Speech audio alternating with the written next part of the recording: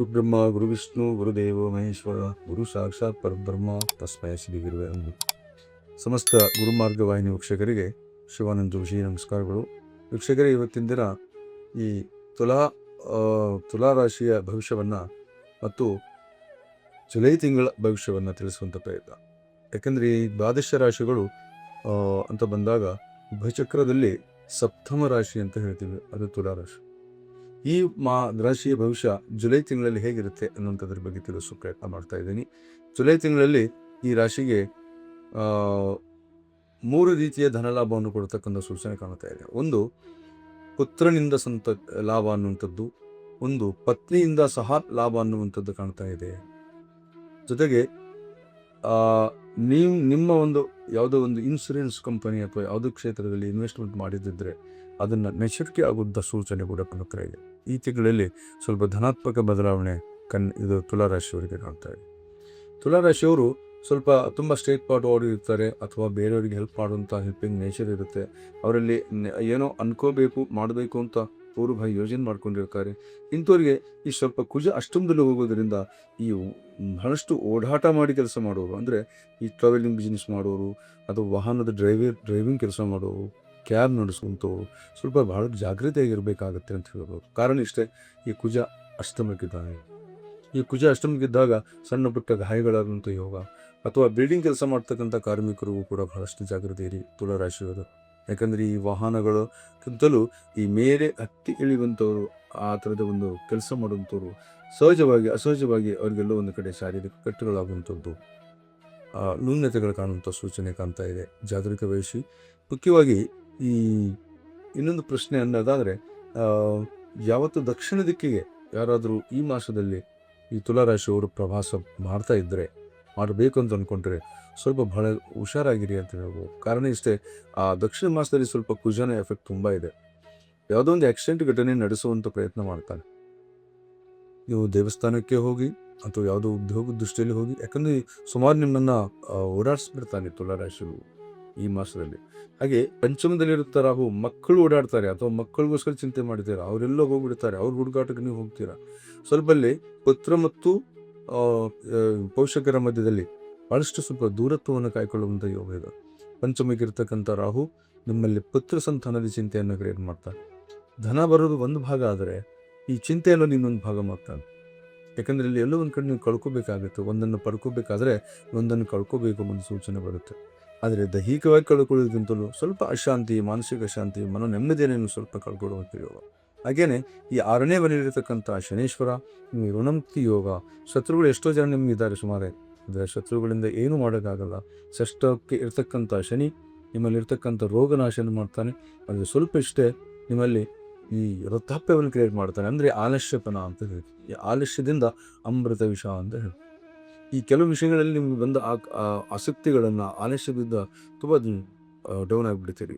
ಆಲಸ್ಯ ಹೋಗಬೇಡಿ.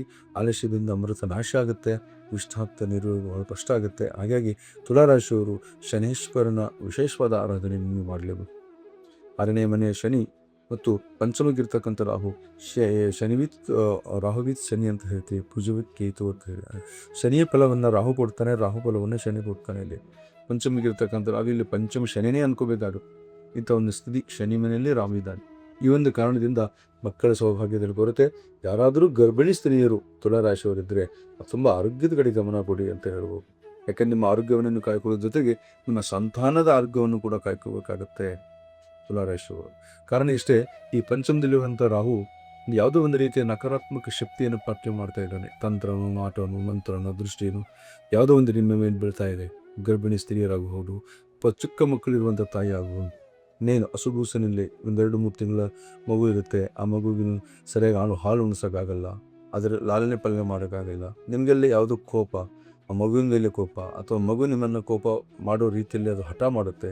ಇದೆಲ್ಲವೂ ಕೂಡ ನಿಮಗೆ ಸ್ವಲ್ಪ ಅನುಭವಿಸುವಂಥ ಯೋಗ ತುಲಾರಾಶಿಯವರು ಇರುತ್ತೆ. ಇದರಲ್ಲಿ ಗಮನಿಸಿ. ಯಾಕಂದರೆ ಇಲ್ಲಿ ನೆಗೆಟಿವ್ ಎನರ್ಜಿ ಎಫೆಕ್ಟು ತುಲಾರಾಶಿ ತುಂಬ ಕಾಣ್ತಾ ಇದೆ. ಯಾಕಂದರೆ ನಿಮಗೆ ಮಾಟನೂ ಮಾಡಿಸ್ಬೋದು ಅಥವಾ ಪೇತ ಬಾಧನೂ ಬರಬಹುದು. ಈ ರಾಹು ಪಂಚಮಕ್ಕಿದ್ದು ಏಕಾದಶದಲ್ಲಿ ಶುಕ್ರನ ಜೊತೆ ಕೇತಿದ್ದಾಗ ಸ್ತ್ರೀಪೇತ ದೋಷಗಳು ಅಂತ ಹೇಳ್ತೀವಿ. ಈ ಸ್ತ್ರೀ ಪೇತ ದೋಷ ಅಂದರೆ ಯಾವುದೋ ಒಂದು ಪೇತ ಅಥವಾ ಯಾವುದೋ ಒಂದು ಸ್ತ್ರೀ ನಿಮ್ಮ ಕುಟುಂಬದಲ್ಲೋ ಅಥವಾ ಪಕ್ಕದಲ್ಲೋ ತೀರಿದ್ದೋ ಅದು ಯಾವುದೋ ಒಂದು ಪೀಡೆ ನಿಮ್ಮನ್ನು ಕಾಡ್ತಾ ಇರುತ್ತೆ.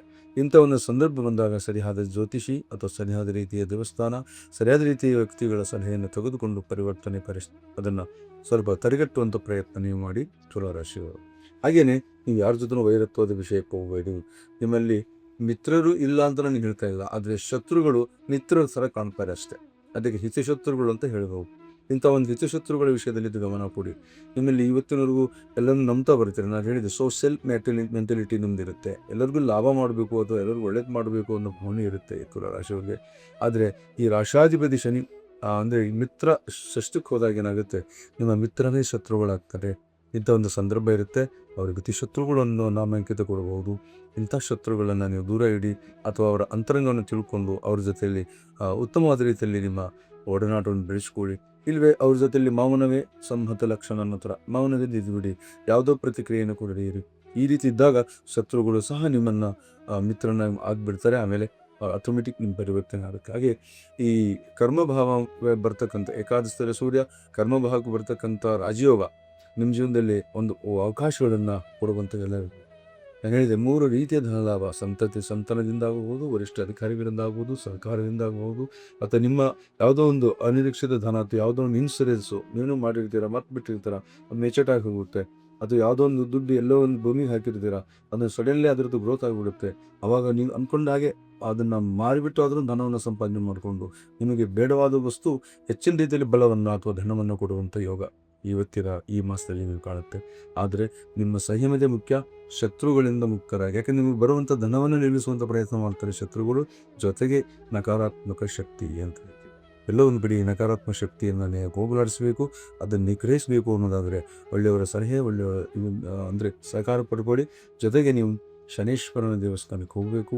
ಅಲ್ಲಿ ಎಳ್ಳನ್ನು, ಕರಿ ಎಳ್ಳು, ನೀರು ಎಳ್ಳನ್ನು ಸೇರಿಸಿ ಆ 2 ಎಳ್ಳನ್ನು ಒಂದು ಅದಕ್ಕೆ ಪೌಡರ್ ಥರ ಮಾಡಿಕೊಂಡು ಅದನ್ನು ಹೋಗ್ಬಿಟ್ಟು ಶನೇಶ್ವರ ದೇವಸ್ಥಾನದ ಅಂದರೆ ದೇವಸ್ಥಾನದಲ್ಲಿ ಅದಕ್ಕೆ ಒಂದು ತುಪ್ಪ ಅನ್ನೋದು ಏನೋ ಆಗಿಬಿಟ್ಟು ಒಂದು ಉಂಡೆ ಥರ ಮಾಡಿಬಿಟ್ಟು ಅಲ್ಲಿ ನೈವೇದ್ಯನ ಹೊಗ್ಯವನ್ನು ಕೊಡ್ತಕ್ಕಂಥ ಪ್ರಯತ್ನ ಮಾಡಿದಾಗ ಖಂಡಿತ ನಿಮ್ಮಲ್ಲಿ ಇರ್ತಕ್ಕಂಥ ಹೋಗುತ್ತೆ ಅಂತ ಹೇಳ್ತಾ ಇವತ್ತಿನ ತುಲಾರಾಶಿ ಭವಿಷ್ಯ ಮುಗಿಸ್ತಾ ಇದ್ದೀನಿ. ನಮಸ್ಕಾರ.